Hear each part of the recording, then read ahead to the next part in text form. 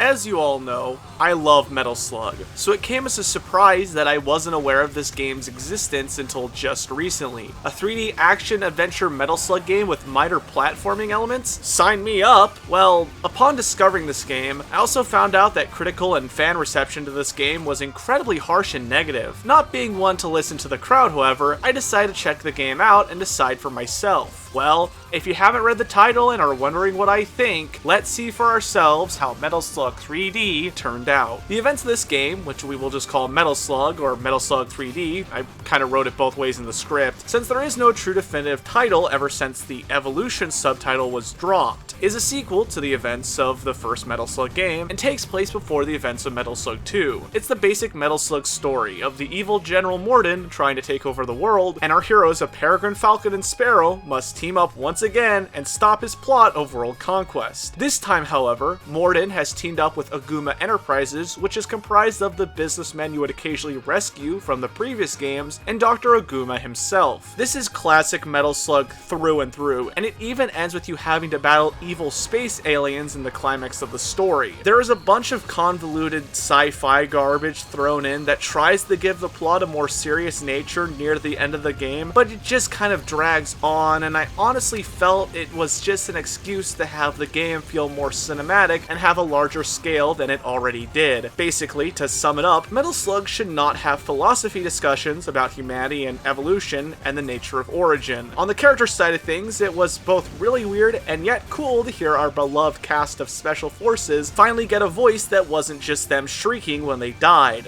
Good morning, Commander. What? Mission time?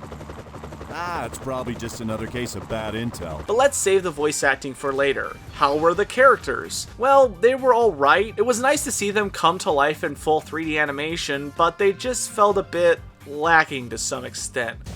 Hey there! What's this? That voice. Theo! Oh, good! Everyone's all right! Hey, Theo, that's quite a thingamabob. Mind if I take it for a spin? No way, Corporal Rovi! You put the pedal to the metal and smash it up! Anyway, what's with that crate? I ripped it off of some of Morden's goons! They never annoyed me, but I just never got a strong sense of which character had what personality, outside of Theo being timid. No way! I don't want to be erased! Ari being the sensible one, We'll use these to attack Morden's stronghold. Now? Are you mad? We should pull back and regroup. and Marco and Tarma being the gung-ho leaders. And that's where we'll find Ogma. Well, that makes things simple. Let's get cracking and kick some ancient butt. You said it. We also had Rumi as a supporting character in comic relief, and for the few moments she had on screen, she got a chuckle out of me here and there when her delivery either didn't get oddly cut off, or she actually delivered the line well. It seems you're okay. Major? What are you talking about? I was in quite a jam. Okay, lighten up. Lighten up? Morden's on top of us all of a sudden. HQ's in tatters, and I get no response when calling for backup. I was in the middle of eating, for crying out loud. That explosion scared me senseless, my meal went flying, and the dining hall lady. Okay, I get the picture. The villains were just there to be someone to oppose the main characters. Morden was just a very flat and boring character instead of this over-the-top theatrical dictator who in the end is just a huge coward when left alone. Alan O'Neill made up for Morden's lack of character a bit, but he still just didn't really do it for me as the big muscle-headed lackey. Regardless of how I felt about either of those though, at least they were fine as villains. Oguma was just draining to not only watch, but also to listen to. He was even more blander than Morden, and while I do know why he was a bit more muted in terms of character due to story reasons, it still didn't excuse how forgettable he really was. The game overall looks pretty darn nice for being 3D, but naturally it's nothing compared to the original game's beautiful sprite work. But ignoring the comparison between styles, this game still looks good. Sure, the character models take a little bit of getting used to due to their chibi form here, but compared to some of the other games' character portraits at the select screen, the models here are fairly decent 3D renditions of everyone. Even the basic ground soldiers looked nice in the transition over to the third dimension. The FMV cutscenes, even if there were only a handful of them, made me really happy to see all the Metal Slug characters animated and in action. It's the closest we're ever going to get to a Metal Slug movie or anime, and I'm not going to be choosy, especially when it isn't half bad. The in-game cutscenes were also alright, but they were comparatively really stiff. The vehicles and the other metal slugs themselves are really cool looking, but sadly the titular slug itself isn't utilized all that well in the gameplay department, but I'll cover that here in a bit. I heard that in some reviews they thought that the environments were empty and barren, but I really didn't feel that at all. Each of the levels were relatively well laid out, and they looked pleasant overall, with nothing sticking out of place, and nothing ever feeling reused or overdone. Each area was completely different from one another, and even the different stages inside each level had a good feel of variety in how you move through them. Everything here feels familiar to the other games in the Metal Slug series, but that isn't a bad thing in my opinion, since I liked seeing familiar locales in this format, giving us a different way of approaching them. All the levels were fun to fight my way through, such as the opening mountain village, the desert town, the city,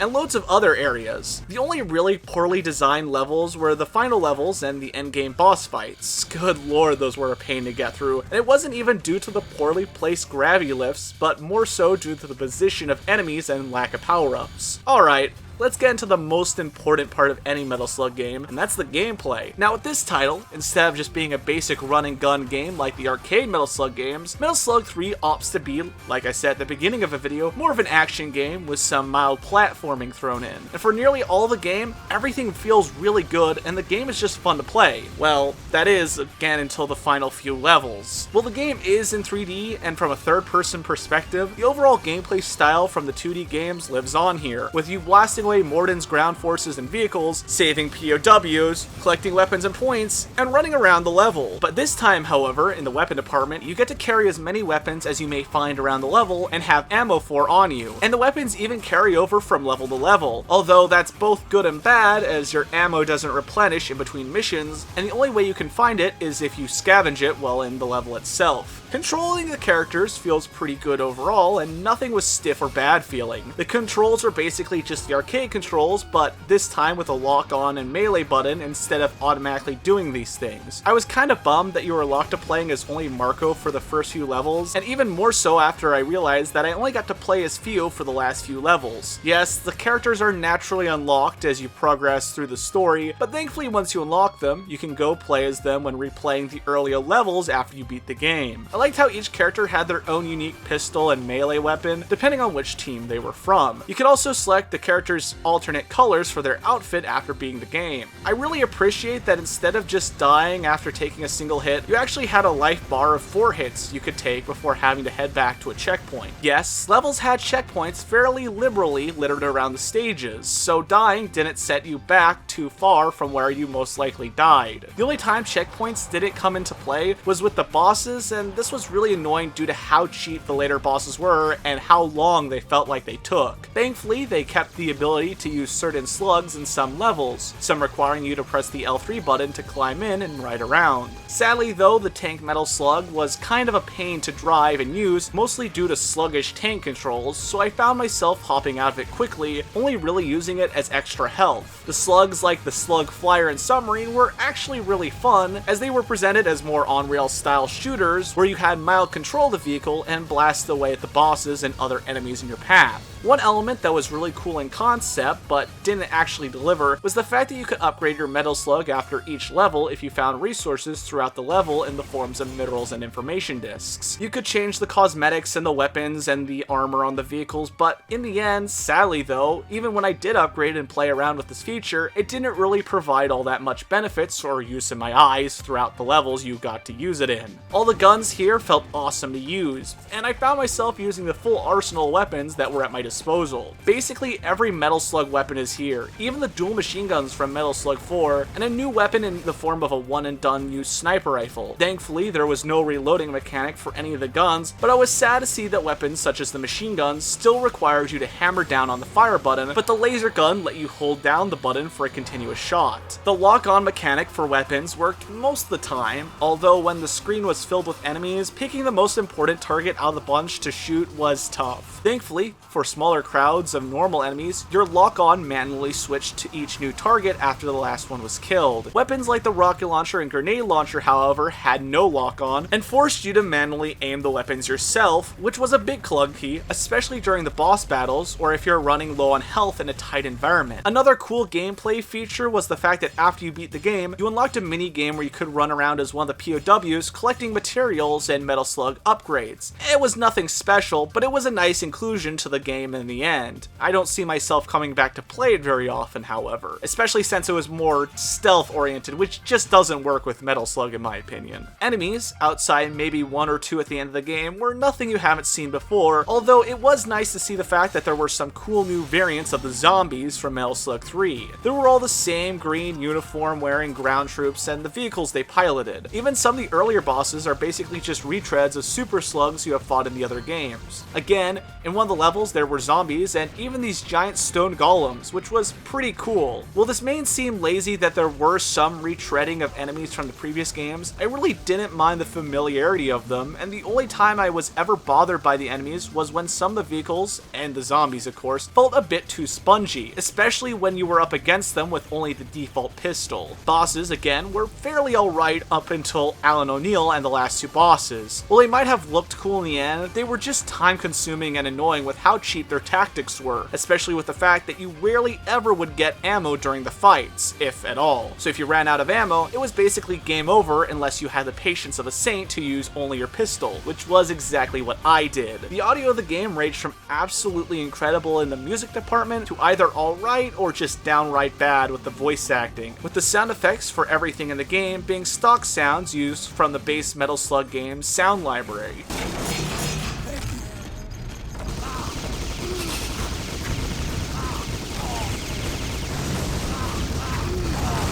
First, let me just say that I loved every track that accompanied each level, as they sounded fantastic. The music is incredibly catchy, and while it's not one of the best Metal Slug soundtracks, it definitely is a good one. The voice acting, however, was either cheesy and silly. Fearful? Are you implying I'm afraid of them?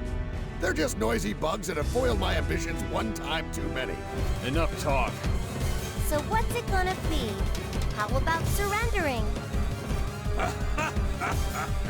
Me? Surrender? Just who do you think you're talking to, Toots? You're quite a wise young lady. Yeah, do I get a nice parting gift for that? Well, aren't we the lucky one? To really bad. 300 million years, 300 million years, 300 million years, 300 million years, 300 million years ago. Marco sounded like a Solid Snake knockoff. Hey, Tarma, get up. It's mission time. Ari and Theo sounded like English women trying their best to pull off a high-pitched anime voice. They're like gods, aren't they? Listen, Theo, these clowns are no gods. No matter how advanced they are, they're just people. Morden was just dull, My castle! Modifying it like that without telling me? and Ogma was downright terrible. That's why we're here now. To bring back the historical information gathering device we placed here 300 million years ago. The sound mixing was also a mixed bag, sometimes sounding alright, Sparrow's here. We've succeeded in outflanking the enemy base. We're all set.